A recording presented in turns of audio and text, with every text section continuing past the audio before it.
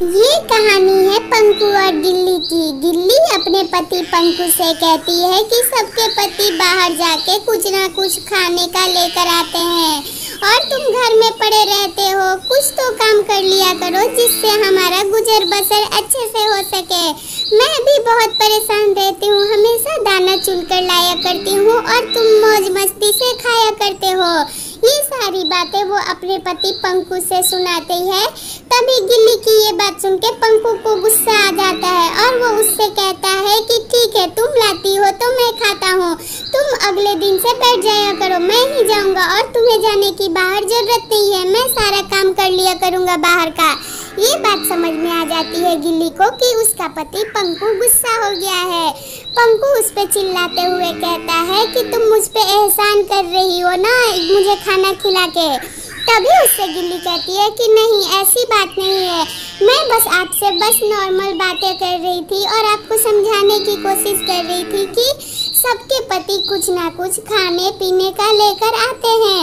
आप भी थोड़ा सा बाहर जाइए, घूमिए फिरिए और वहाँ देखिए, सबके साथ मिलजुल के रहिए, देखिए कि बाहर क्या चल रहा है और घर के लिए आप कुछ जुगाड़ कीजिए, जाइए काम धंधा कीजिए। मैं बस आपको ये समझाना चाह रही थी, मैं बिल्कुल एहसान नहीं जता रही थी कि मैं आपको खाना खिलाती हूँ। पर ये बात पंकु को बुरा लग जाता है। वो अपने आंखों में आंसू भर के घर से गुस्से में जंगल की ओर निकल जाता है, गिल्ली की एक भी बात ना सुनते हुए। जंगल में वो रोते हुए जब भी जाता है एक झरना के पास, उसे वहाँ बहुत अच्छा लगता है। उस झरना के पास जाके वो चुपचाप बैठ जाता है, वहाँ की आवाज़ शांति से सुनता है, उसे वहाँ की आवाज़ बहुत अच्छी लगती है। तभी देखता है कि एक बतख पानी में तैर रहा होता है और वो धीरे धीरे पानी के अंदर जा रहा होता है। कुछ ही देर में पंकु देखता है कि वो बतख आधा अंदर चला गया है। ये बहुत ही आश्चर्यजनक घटना पंकु के सामने हो रही थी। पंकु को ऐसा लगता है कि अच्छा हुआ वो घर से बाहर आ गया, घर से ज़्यादा शांति यहाँ है। इतने में वो बतख गायब होके एक लड़का बन जाता है।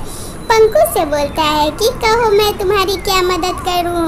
वैसे तो इस झरने के पास कोई नहीं आता है क्योंकि सबको इस झरने के पास आने से डर लगता है, पर तुम पहले ऐसे जीव हो जो कि इस नदी के पास आकर खड़े हो गए और इस झरने की पानी को इतने प्यार से निहार रहे हो। बताओ मैं तुम्हारी क्या मदद कर सकता हूँ। तभी पंकु बताता है कि मेरी पत्नी मुझे ताना मारती है और बोलती है कि वो सारे काम कर रही है और मैं सिर्फ खा रहा हूँ। मुझे ये बात बिल्कुल पसंद नहीं आई, इसलिए मैं घर छोड़ के चला आया और मुझे अपने घर वापस कभी नहीं जाना। ऐसी जगह पे मुझे नहीं रहना जहाँ मेरी इज्जत ना हो। जो मुझे सुबह को खिलाए और शाम को गिना दे, मुझे उस जगह का खाना बिल्कुल नहीं खाना और मैं अपने परिवार से परेशान हो गया हूँ। मेरे 2 बच्चे हैं जो कि हमेशा भागे रहते हैं खेलने के लिए और मेरी पत्नी हमेशा हर छोटी छोटी बात पे मुझे ताना मारती है, इसलिए मुझे बिल्कुल पसंद नहीं।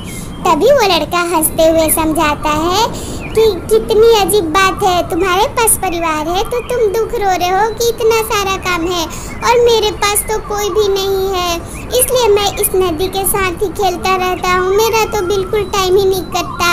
मैं इस नदी का जादुई लड़का हूँ और मुझे वरदान मिला है कि जो भी मेरे नदी के पास आए मैं उसे झरने की बहुत ही अच्छी सी आवाज़ सुनाऊँ और उसके दिल को शांति दूँ। इसीलिए मैं तुम्हें एक बात कहूँगा, परिवार बहुत नसीब वाले को मिलता है, तुम अपने परिवार से ऐसे परेशान मत हो। वो तुम्हारी पत्नी जो भी कह रही थी सही कह रही थी, तुम्हारे साथ साथ उसने भी तो पूरी घर की जिम्मेवारी उठाई है ना।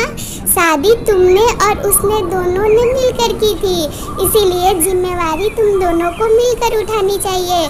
तुम्हारी पत्नी ने जो कहा शायद तुम्हें बुरा लगा, लेकिन उसका कहने का जो तात्पर्य था बिल्कुल सही था। तुम दोनों मिलकर करोगे तो काम हल्का हो जाएगा और खुशी खुशी तुम अपने परिवार के साथ रहोगे। और एक मुझे देख लो, मेरा तो कोई परिवार नहीं है और मेरा यहाँ बिल्कुल मन नहीं लगता। पंकु को वो लड़का लाख समझाता है। पंकु को अब बात धीरे धीरे समझ आ जाती। इतने में वो लड़का नदी के अंदर गायब हो जाता है। पंकु को अपने परिवार की याद आने लगती है। अपने घर की ओर चल देता है। अपने परिवार के लड़ाई झगड़ों से नाराज होकर घर छोड़ के ना जाए। ऐसी कहानी देखने के लिए मेरा चैनल सब्सक्राइब कर ले और वीडियो को लाइक कर दे।